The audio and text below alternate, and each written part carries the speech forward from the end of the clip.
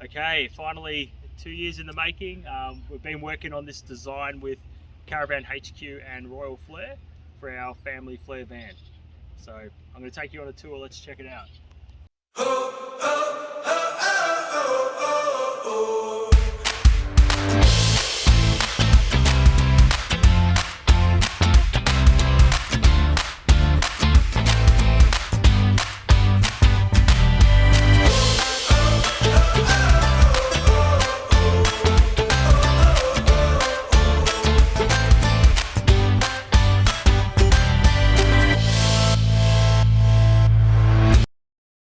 We'll start here. So previously with our old van we used to have a Weber and we used to bring a table out and set the Weber up, but with this van we've gone with the Ziggy.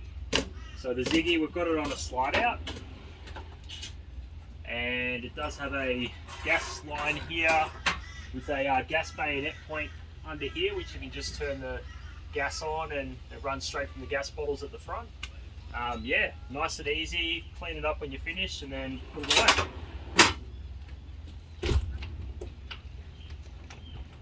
Okay, so this little box here, we have our outside TV point.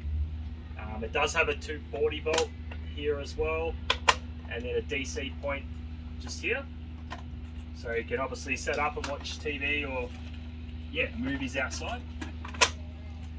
We've got a 240 volt outlet for outside here, a USB outlet and another 12 volt outlet as well. We've got a picnic table, which does come in handy if you're preparing things while you're cooking as well. It's really handy to have that pretty close to the Ziggy. Speakers outside which run off the stereo system on the inside, which we'll go through when we show you the inside of the van. And under the kids' bunks here, we've got another storage area. So this is really handy. So we've been able to put, beach gear, any chairs or just anything you might be using quite often that you can bring out to the front of the van. And the tunnel boot, which I missed, that runs all the way through the van. Alright, let's check out the front of the van. Alright, so there's not a lot to the front of the van. So obviously you've got your drawbar here, you've got 9 kilo gas bottles, 2 of them, everything to hitch up. And with our hitch, rather than going from the tow ball, we've gone with the pin. It's a little bit better for off-road, it's got a lot more flexibility. Alright, let's have a look underneath the van. I'll show you guys the suspension and I'll also show you guys the chassis. Alright, so with our suspension we've got the Control Rider Tandem TS suspension, really good for uneven surfaces and for corrugated roads. So with the chassis we've gone with the lightweight Supergull chassis. We've needed to keep our weights down, especially with trying to build an off-road van and sticking within our towing limits. So even flooring, we've gone honeycomb flooring. The walls are marine ply walls, and it's all contributed to getting the weights down. We're coming in at 2,760 kilos just for the tear weight now, which works well for us. All right, on this side of the van, we've got a lot of storage in this van. I don't know if we're ever going to use it all, but yeah, just another one, that plus the tunnel boot, which we'll get to. You've got an external shower. I'm not going to open it up, but pretty straightforward, hot or cold water. You've got the toilet cassette here. It's nice having the toilet cassette on this side of the van rather than having it on the other side of the van, which is the area you use most. So it's good having that away. Grey water tank. Obviously you can have it sealed up if you're in a national park and you need to hold your water, but usually at a caravan park we'll have it running straight into the area there, the pit. With our water tanks, we have 2 95 litre water tanks underneath. We've also got a fresh water tank which holds 60 litres. Runs off a separate pump which runs through to the kitchen, and then we can have our fresh water that's filtered all the way through there. Alright, so this is the brains of the Caravan, so come have a look at this. Okay, it looks pretty complex. There's not a lot I need to know. So basically this is a battery management system, an EnerDrive system. We have two 190 watt solar panels on the roof. So they're charging our lithium battery, which is a 200 amp hour lithium battery. And we have a 2600 watt inverter. So the beauty of that is we don't need to actually be plugged into power. We can be free camping, we can still run the aircon for at least an hour, we can run the washing machine, do everything we need to do when we're off the grid. So it's a really good feeling just to be self-sufficient. So that's the battery management system. All right, so this is the face panel for the battery management system. We can see how much battery life we have. You can get a bit of a breakdown too on what's using what with power. And then you can also go a bit further down and check your percentages that you have left for your water tanks. And this over here, when we want to use the inverter, we can just flick the power on for this. So when we don't have mains power around, we can still use two 40-volt appliances. Here we have our hot water system. Probably get maybe, I don't know, 10 to 20 minutes out of the hot water. It's like a 20-litre system. So once you've used up what's in there, it takes probably about 15-20 minutes for it to reheat to be able to use the hot water system again. And this is our tunnel boot. So just a pretty decent sized tunnel boot, goes all the way through, and you have got an access door on the other end. The back of the van, it's not really that exciting. So we've got a spare tyre on the back. You do have a provision here to be able to connect a bike rack if you needed to. You've got a camera which you can run through to your vehicle to be able to see where you are reversing, or if you're driving along you can see what's behind the Caravan as well, which is handy if a big truck or something was coming up behind you. And then you've got obviously where you plug in your 240-volt power as well. So that's our Royal Flair, and we'll show you the inside as well.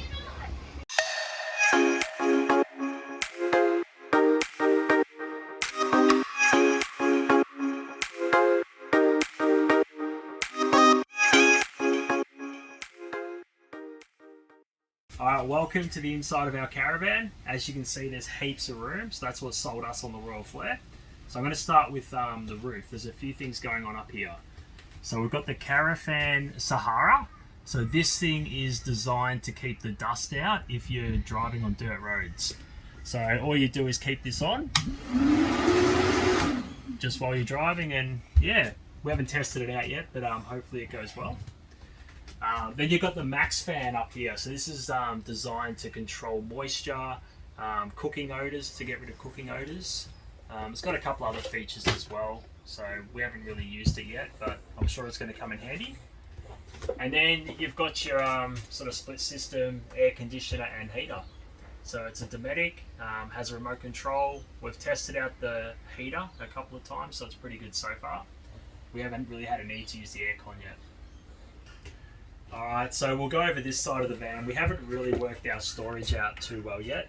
There's heaps of storage though, like even, these are great for tin food and olive oil, which we've got in there at the moment. We've got an oven and a cooktop.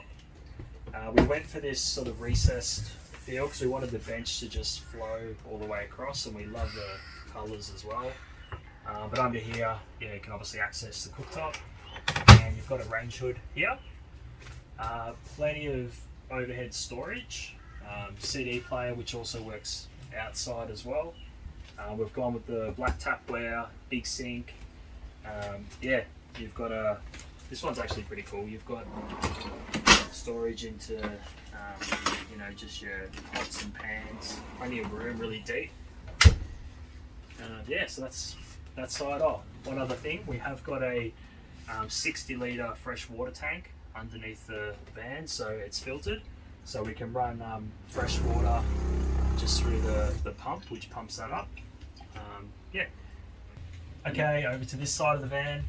Massive fridge, a lot bigger than the last one we had. 274-litre fridge, and it's got a huge 72-litre freezer as well. We didn't want to have the microwave, so we've just gone with an extra storage cupboard up there. We didn't really use the microwave too often last time. Plenty of overhead storage. As you can see, we've got another bench here. The way this van's designed, it just allows you to have heaps of bench space because you don't have to have the couch in the center of the van, which I'll run through with the design here. But this has been a game changer already, being able to have one person preparing here, one person cooking over this side. And there's heaps of storage as well throughout here. Okay, so this is the club lounge. This is what sold us on Royal Flair, which we'll run through in a moment, but you can see it's got a heap of space. We wanted to create this sort of light and open feel, so we've gone with much bigger windows throughout. You can see the sort of views you can get as you travel around the country with these huge windows is awesome. And also, yeah, just to be able to eat around a table as a family, we can do board games and all sorts of stuff around this. But yeah, I'll show you a few different parts of this as well. Okay, so another part of this club lounge. So check this out. So we put this down. And we'll grab a few of these.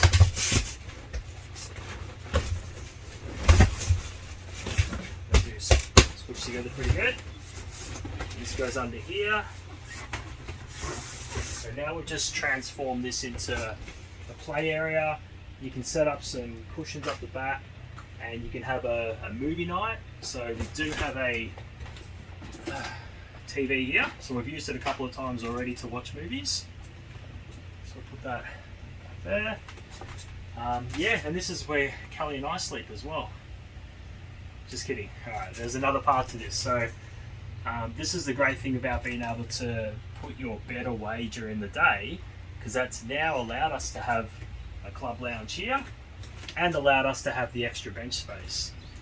So our bed comes down by a button. So this runs on a belt system.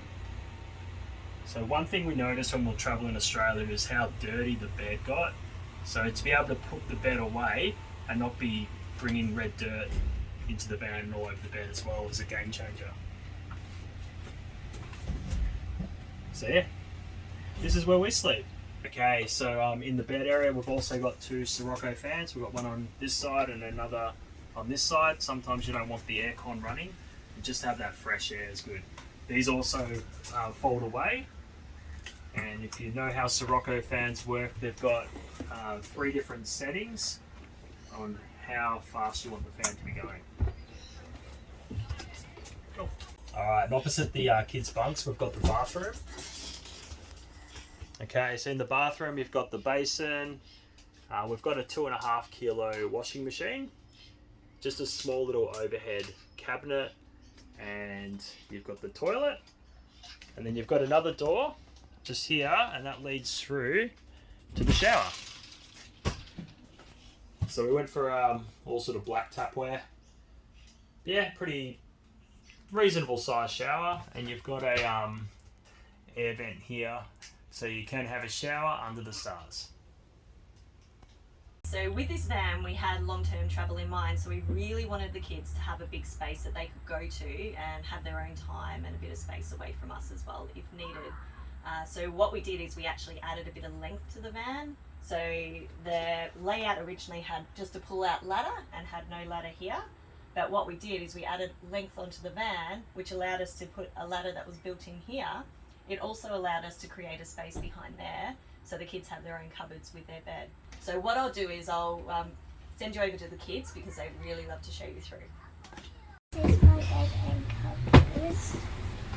These are the toys. This is the fan. This is the cupboard.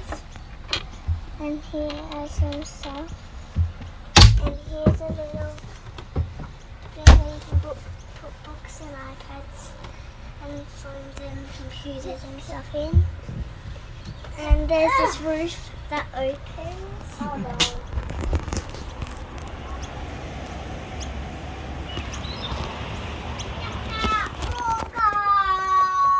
And this place is like this.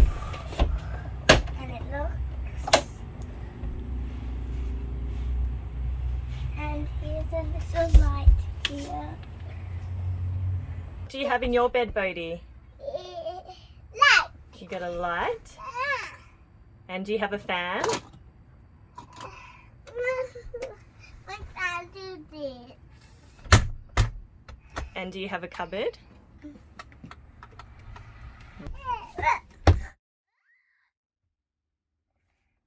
Teddy